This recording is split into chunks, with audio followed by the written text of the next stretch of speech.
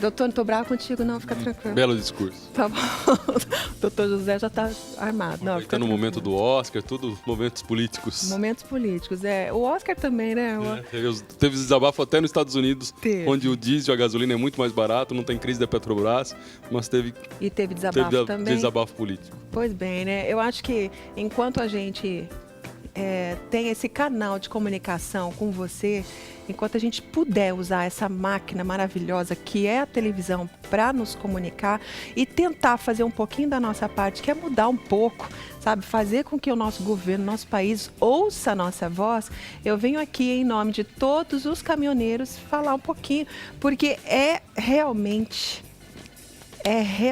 triste ver o que está acontecendo com o país, com o nosso governo, né, doutor? Triste e revoltante, né? Eu acho que é muito revoltante. Né? No final, nós vamos ter que pagar a conta da incompetência de alguns governantes aí. Exatamente. Né? Chega no federal, no estadual, que nós estamos vendo a crise no estado aqui, como é que está. Então, eu acho que é bastante complicado aí. E, no final, o funcionário público. E acaba repercutindo na sociedade. Então, eu acho que é bastante complicado, né? A gente ter que pagar a conta no final. Aumenta o preço disso, aumenta o preço daquilo, por incompetência administrativa. Pois bem, amanhã a gente vai falar mais sobre isso, tá bom? Com o nosso crítico político, especialista em política, o doutor Clodomiro José. Amanhã a gente fala mais a respeito. Bom, com o doutor José Roberto aqui, que é outro doutor José, é pré-requisito para ser doutor. Especialista, mas não em política? Não em política, o doutor José é especialista em geriatria, né, gente? A gente vai falar a respeito de... Além de responder as suas perguntas, que foram feitas na semana passada, inclusive você pode ligar a partir de agora, 3315-1390, canal Direto com a Saúde. Mas vamos também falar de coisas que melhoram a nossa saúde como um todo, para que a gente possa envelhecer de forma mais feliz também. Semana passada, doutor, a Francisca deixou uma pergunta. Ela tem um namorado que tem 50 anos e ele não tem mais espermatozoide e não está tendo ereção. E faz 2 anos que ele é diabético. Tem relação diabetes com isso? Muito pouco tempo de diabetes e disfunção erétil tem relação, mas normalmente isso acontece com o diabetes de mais tempo e com o diabetes não compensado. O paciente que não cuida do diabetes, aí esse paciente vai ter um problema vascular e aí pode ter um problema de ereção futuramente. 2 anos é muito pouco, 50 anos também é muito pouco. E não deveria afetar a questão da produção de espermatozoide. Então pode ser que tenha um outro problema, até hormonal aí por trás de tudo isso, né? Combinando tanto com a disfunção erétil quanto com a questão de produção de espermatozoide. Então é bom ele fazer uma avaliação, não atribuir jamais a idade, né? Porque 50 com que idade anos é muito começa novo, a perder a produção né? de espermatozoide? A gente diminui a produção, mas a gente não para, né? Tanto que a gente vê alguns casos aí, algum senhor de 80 anos que acaba sendo um pai-avô, né? Então, na verdade, a gente diminui a produção, a gente diminui o volume espermático, a quantidade de volume na ejaculação, mas a gente não cessa completamente. Diferente de vocês, mulheres, que nascem com um determinado número de óvulos e todo mês tendo uma ovulação, um dia acaba que aí entra na menopausa. Então, o homem é diferente. Então, não dá para atribuir nem à idade e nem ao diabetes com 2 anos, por pior controle que ele tenha desse diabetes. Então, vale a pena investigar e melhorar a qualidade de vida aí desse casal. Na realidade, então, a Francisca ela pode engravidar, mesmo com a produção de espermatozoide do namorado. Sem dúvida. Menor. Se não quer engravidar, se cuide. Se cuidar. Ouviu, né, Francisca? O Álvaro, ele tomava remédio para pressão e ele começou a tomar uma água magnetizada. O que é isso?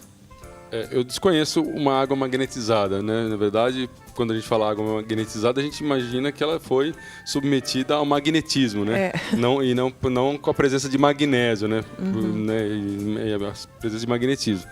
Mas eu não conheço nem o processo para magnetizar essa água, nem como faria esse processo. Ô Álvaro, então liga de novo e nos conta o que é essa água aí. Conta mais detalhes para a gente poder te ajudar. Como é que faz o processo para magnetizar essa água? Mas ele diz que normalizou a pressão e agora não toma mais remédios. Então vamos tentar saber que água que é essa aí que a gente... Quanto ao tratamento da hipertensão com essa água magnetizada aí, Álvaro, nós não temos nenhuma evidência, apesar de eu desconhecer essa água magnetizada, científica a respeito disso, sólida, pelo menos.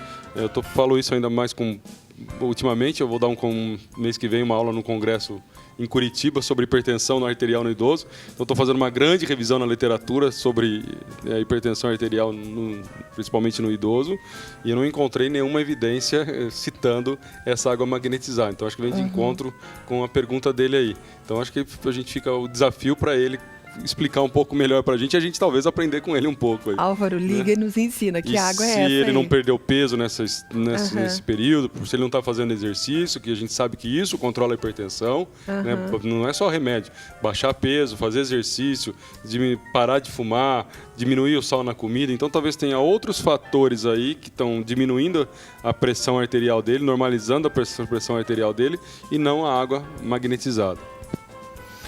Fefe, qual que é a idade do senhor Carlos? O senhor Carlos ligou e ele tem 57 anos, é diabético, é hipertenso e ele diz que ele não tem ereção, apesar de sentir todo o prazer. Então a questão pode ser tanto de remédios para hipertensão, a gente não sabe qual é o remédio que ele toma para hipertensão. Alguns remédios podem interferir na ereção, Carlos, e o diabetes descontrolado, ele não cita para a gente quanto tempo ele tem de diabetes, como eu citei na pergunta anterior, também pode interferir na ereção. Mas existem remédios para ajudar nessa questão de disfunção erétil. Então, ver se não, a primeira coisa, não afastar um problema hormonal, não sendo um problema hormonal, uma deficiência de hormônio, aí pode ser que alguns remédios para disfunção erétil ajude a ter ereção, né? Então, ele vai melhorar a qualidade de vida dele aí. No caso, ele dizendo que sente os mesmos prazeres como se ele tivesse uma ereção. Isso é absolutamente normal? É difícil, porque normalmente, né, o prazer, principalmente no homem, está relacionado com a ereção, né? Com o contato e a intumescência peniana, ou seja, a ereção, e aí está relacionado com isso.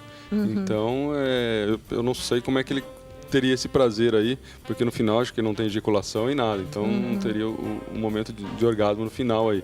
Então eu não sei, Lu, como é que ele conseguiria ter esse prazer aí. Certo.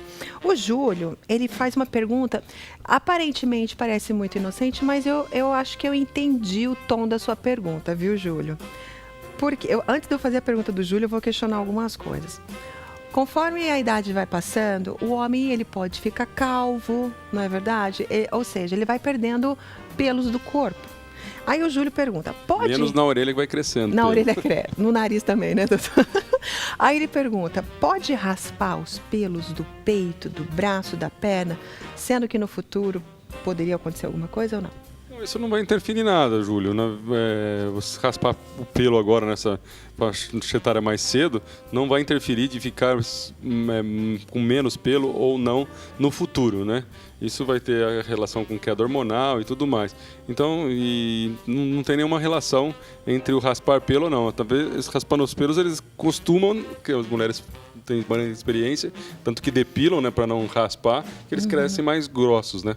Mas não que ele vai ficar pelado, entre aspas, né? No futuro, sem pelo algum no futuro, relacionado a esse fato de raspar o pelo mais cedo. Entendi. E eu acho que, Lu, a gente fica feliz aí, a gente estava falando de audiência de programa e as perguntas ultimamente mostrando cada vez mais a audiência masculina, né? Mas eu tenho um protesto. Posso? Pode, o programa é seu. Hoje eu tô no protesto hoje, viu, gente? Ó, ligou outro Carlos, né? Hoje tá cheio de Carlos aqui na minha listinha. Ligou outro Carlos que não quis falar ao vivo. Os homens não falam ao vivo aqui no programa. Por que será, doutor? Mais timidez, talvez. Timidez, né? Gente, muda o nome então. Fala que é José, sei lá. É o pseudônimo apaixonado de mariposa. Pode ser, sem problema algum. Esse outro Carlos ligou e ele toma um remédio chamado Tadalafila. Fila. O que é isso? Esse é um remédio para disfunção erétil. Então, né? Exatamente. Aí ele toma um que é de 5 miligramas e falou que no começo fazia efeito e que hoje não faz mais efeito. Esse que ele toma de 5 miligramas é o uso diário, né? Então, se ele não usa diariamente, teria que usar outra medicação ou aumentar a dose, que a gente tem essa mesma medicação em doses maiores, que usa esporadicamente, ou seja, quando vai ter atividade sexual. Então, nessa dosagem é um uso diário. Então precisa ver se ele está fazendo o uso correto da medicação diariamente ou ele está usando esporadicamente quando vai ter relação. Então aí antes da relação usaria essa medicação, mas aí teria que ser outra dose com um outro objetivo. Perfeito. Meninos, olha, eu fico muito feliz com a ligação de vocês todos, viu? Doutor, volta semana que vem, a gente continua falando desses assuntos relacionados à sua saúde, homem. Que é importante você se cuidar. A gente fica feliz mesmo, né, doutor? Opa! Não é? Bom, é bom. Eu acho que não são todos os caminhoneiros que estão aí parados dentro do caminhão. Exatamente, estão assistindo a TVzinha. Assistindo. Um beijo para todos vocês, viu, meninos? Obrigada a todos os homens que nos assistem. Doutor, muito obrigada. Até semana que vem. Até semana que vem.